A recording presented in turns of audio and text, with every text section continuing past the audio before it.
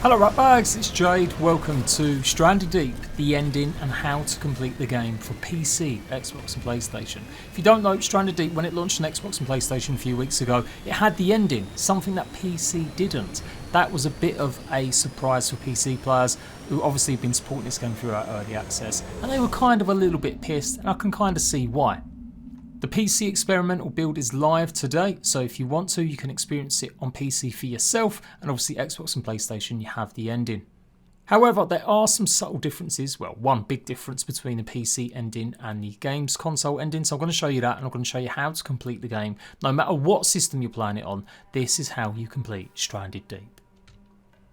By now you should realise you've got to defeat the 3 bosses, and I would kick off with maybe the Meg. You're going to need a hell of a lot of bow and arrow, or you're going to need a lot of spears, at least 50 to 60 spears, possibly around 100 arrows for your bow or arrows for your harpoon. The trick with the Meg is to hit it and then run to the other side of the body, or if you do get in the water, don't panic when it grabs you and swims off. Just try and stay underneath it and stab it as many times as possible. I jumped in at last minute here because I'd pretty much filled it with as many arrows and spears as I could. Obviously bandages will be needed. You're going to need at least 10 bandages, and make sure you've got plenty of food and water. Take a chest with you to dump nearby. The crucial bit you gain is the aircraft rudder part. Next up is the giant squid, the Great Lusker. Now you'll find him by the buoy as I've shown, and you just go underneath the buoy and you should be able to shoot at him to access him. Now unlike the other creatures that lunge at you, this guy will just keep flicking his tentacle. So you've got to be a bit careful because sometimes it can grab you as well and take you into the water. So again, make sure you've got plenty of bandages. You're going to need to heal up a lot more than maybe with the other two because you can't really avoid the tentacle hooks. For the last moment it finally worked. He grabbed me and I managed to finish him off with the spear, and you get the aircraft propeller part. Now if it seems like I'm rushing these, well, it has been out a while, these bosses. You've probably seen a bunch of videos already, especially if you're a PC player. You know how to defeat these. Otherwise I will try and do some more in-depth guides giving exactly what you need to defeat all 3 bosses, but really the focus is just knowing on how to complete the game and how to actually activate the last part. Last up is the Great Abaya, a giant eel. This guy can be found in the wreckage of a ship, and he'll come out of the ship's wreckage.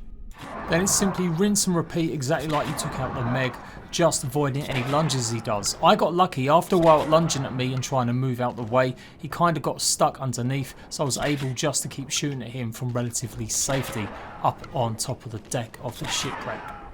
From the numbers I kept, it's roughly 75, give or take a few that you're going to miss, maybe to 100 either arrows or spear arrows. Defeating him gives you the aircraft engine part, and then that's it. You simply have to go to the big boat, the big ship wreckage, and get yourself way up to the top deck. There's no other loot, there's nothing else to be gained here, although there is a gyrocopter part lying on the floor here, so that might be crucial if you still haven't managed to find it. Nice little cinematic intro, and now you can see exactly everything we need to get it going. Starting off, I'm pretty much going to put your pieces in for the aircraft. I was going to put the paddles in first, but as soon as you go past the propeller, it will tell you to put the propeller on, so do that, and that's the first part done. Second, after that, you want to go ahead and put either the engine in, if you aim a little bit more, or the pedals, and again there's the pedals, that's that one done. It's the engine part. That's all the 3 major parts you need. Now you've just got to fill up the food, the water and the fuel.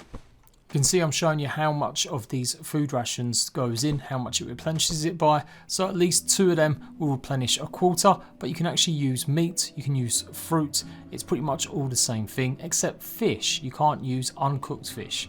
And you can even use coconut halves. So a really easy one. Just take a bunch of coconuts with you and you should be able to finish it no problem.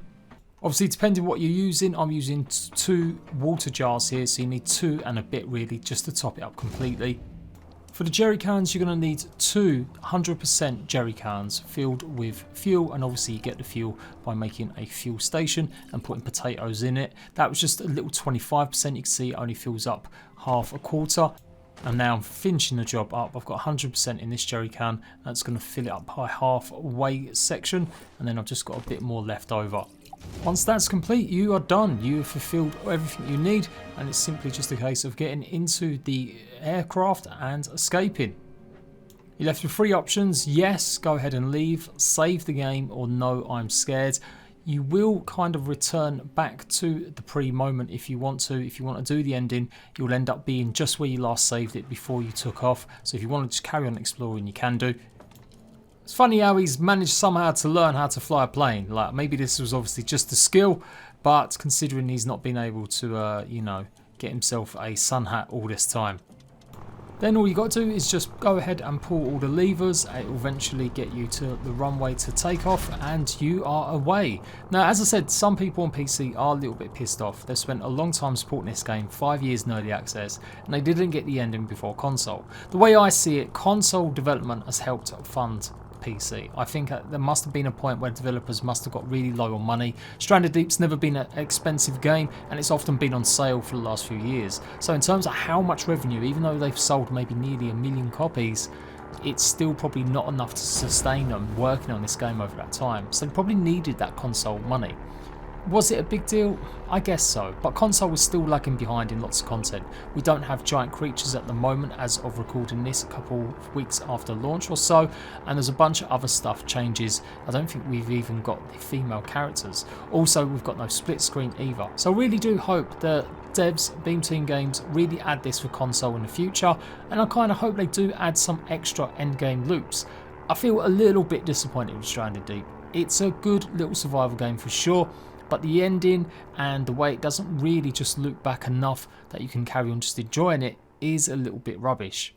Especially after the way it ended, I thought it might be a bit of a clever way where it would just put you right back on the islands, but maybe it will move the islands around or give you a whole batch of new islands to explore. I know you can do that all in the map editor anyway. In the cartographer you can change islands and give yourself that extra challenge, but it would be nice if the game actually came up with that automatically. But this is what happens. You're just going along, and out of nowhere it all goes horribly wrong. And that's where the console ending finishes. This is the difference. PC, you start off again, and this is what made me think, oh, this is great. Some weird time shift ending where the actual aircraft I was in caused the aircraft to crash that I was in the first place, and it's all some weird time loop. And I thought that'd be great if it starts me off back at the start of the game, but on some different islands, and maybe you've got to start all over again, or maybe you've got some of the items on you. But either way, yeah, it still feels a little bit short. The payoff and the steps that you need to take, I don't know. I just feel like hopefully we'll get something more added to it in the future. I will be doing a proper review of Stranded Deep, but anyway, that's how you complete the game. That is the ending of Stranded Deep on PC, Xbox and PlayStation.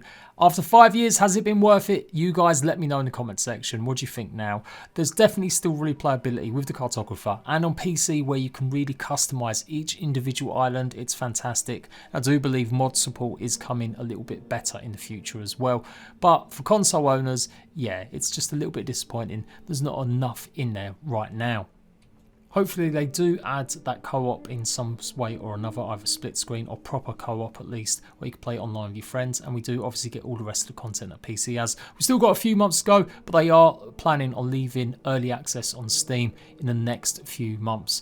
So good luck to the Beam Team Games for that, and let's hope that the next project it goes a little bit more smoothly than all the troubles they had getting it out on PC, and of course the long time it's taken to get out on console. I'm Jade, PG. Make sure you check my channel out for everything to do with survival games, the best new ones coming out on PC, and when they eventually come to Xbox and PlayStation, I'll be there first to let you guys know. Until next time, ratbags, laters.